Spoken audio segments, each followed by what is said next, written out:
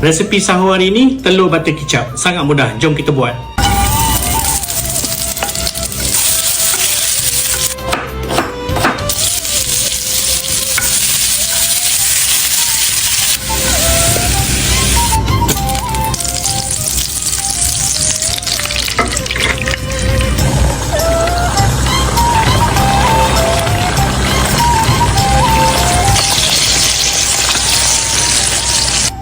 Bismillah.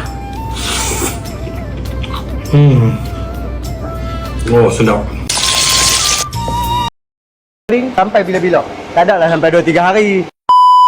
Alright, hari ni saya nak ajak hampa satu resepi telur dadah omelet. Telur omelet lah, tapi dia still garing. Walaupun dia dah sejuk, still garing. Saya baru dapat je benda ni. Okay, 3 biji. Saya buat 3 biji telur. 1, 2, 3. Okay, untuk lauk udang dia, kalau hampa nak buat sekok pun boleh, kalau hampa nak cincang pun boleh. Tapi saya lebih suka cincang. Dia akan tak payah berebut. Saya suka macam ni lagi daripada buat seketui-seketui. Lepas tu bawang, cabai besar, kacau dia. Lepas tu masukkan 1 sudu aji, 1 sudu gula, 1 sudu sos tiram, 1 sudu kicap sotong. Sikit je, setengah sudu kicap sotong. Lepas tu 1 sudu tepung jagung. Okey, tepung jagung ni bukan rahsia lagi. Saya dah jumpa satu rahsia lagi.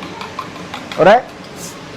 Ni lah ayak ais ataupun ayak sejuk. Memang kena betul-betul sejuk. Okey, masukkan dalam ni. Agak-agak je. Agak-agak dalam setengah senduk. Apa masukkan dalam ni, dalam telur yang kita nak goreng tu. Okey, yang ni yang boleh membuatkan dia garing lama. Tuang dalam minyak yang betul-betul panas. Minyak make sure kena minyak baru tau. Jangan pakai minyak lama. Oh dia. Lagi hampa tengok kejadian dia macam mana. Kompom garing, walaupun dah sejuk, kompom garing. Jangan risau. Kalau hampa tak ada kuali ni, hampa boleh pakai fry pan. Tapi make sure minyak dia kena banyak dan minyak baru, lepas tu panas. Cukup panas insyaAllah okey. Untuk nak alih dia, ambil minyak atas ni, tuang atas. Supaya senang kita nak alih. Bagi dia masak. Kalau tidak, kalau dia cayak, kita susah nak kalih. Ni, bila dia dah masak, senanglah kita nak kalih dia. Macam ni, 3 biji sekali memang susah sikit. Walaupun dia sejuk, dia akan tetap garing sampai bila-bila. Tak ada lah sampai 2-3 hari. At least takkanlah hampa goreng tak makan kan.